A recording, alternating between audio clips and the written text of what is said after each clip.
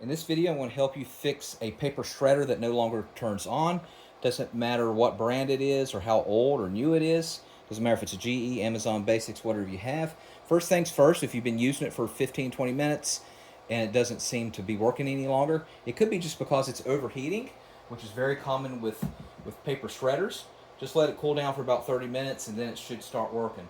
Next thing is, does your paper shredder usually have a light on it when you put it on auto?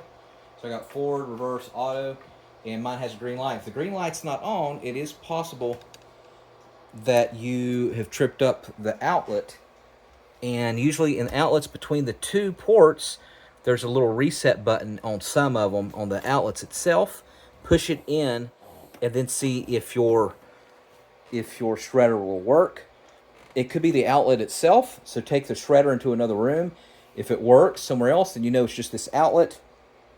And you might have tripped up the circuit board. So just go downstairs or upstairs or in the hallway, wherever your circuit board is, and make sure you trip it back to where it is not, so you can get power on that outlet.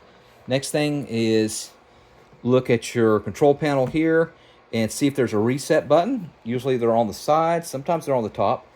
If you spot a reset button, hold it down for about 10 seconds and then release and see if that will work. Another thing you could do to reset the shredder is unplug it from the wall, let it sit for 30, 40 minutes, plug it back in, and then see if that will fix the issue. Now, next thing what I want you to do is go ahead and unplug it, turn it over, and most shredders of this design with the body and the shredder top. And what I want you to do is see if there is a safety switch somewhere here on the side. It's usually white. It's like a little button. Make sure you push down on it several times. There's a little safety switch, and sometimes that will get it to work. Make sure you're cleaned out here. The shredder's cleaned out. Get you some pliers or a tweezer while it's unplugged and plug all of the paper out as much as possible. And then we'll go ahead and put it back in to its lid. Also make sure that the bin is completely empty. So it has a sensor on there if it gets too full sometimes, which that's what I was talking about with the little white thing. What happens is the paper gets full and then that sensor indicates that it's full, and that's why it won't turn on. It's because it still thinks it's full. So again, look for a sensor. Sometimes it's on the front, sometimes it's on the back. Clean it with some tissue and make sure that it's working. This particular one does not have a sensor. All right, I'm gonna go ahead and plug it back in.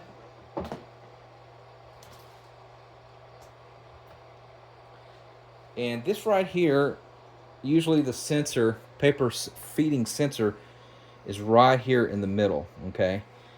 And that's what indicates for the whole thing to turn on. So try to go ahead and put it in forward and then reverse. See if it'll get it to turn on at all.